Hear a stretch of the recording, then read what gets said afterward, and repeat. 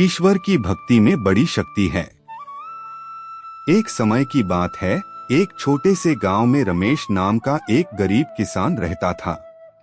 वह बहुत ही ईमानदार और परिश्रमी था, लेकिन उसकी खेती हमेशा खराब हो जाती थी।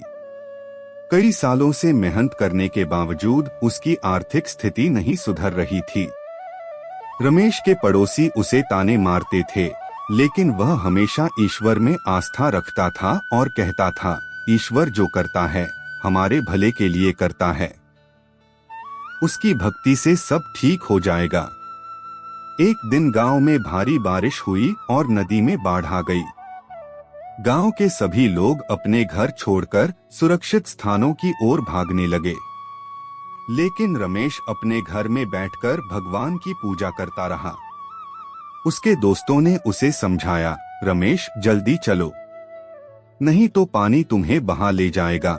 लेकिन रमेश मुस्कुराया और बोला, मुझे ईश्वर पर पूरा भरोसा है, वे मेरी रक्षा करेंगे।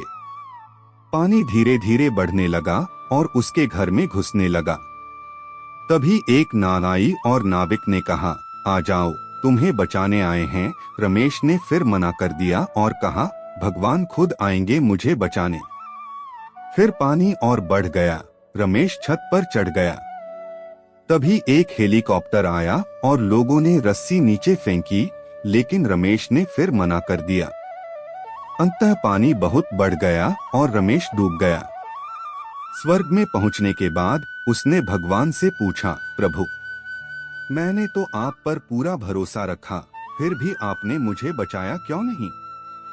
भगवान मुस्कुराए और बोले, रमेश, मैंने तुम्हें बचाने के लिए नाव और हेलीकॉप्टर दोनों भेजे थे, लेकिन तुमने ही उन्हें मना कर दिया। शिक्षा: ईश्वर की भक्ति में शक्ति तो है, लेकिन साथ ही हमें सही अवसरों को पहचानने की समझ भी रखनी चाहिए। भगवान हमारी सहायता अलग अलग रूपों में करते हैं, हमें उन अवसरों को अपनाने के लिए तैयार रहना चाहिए।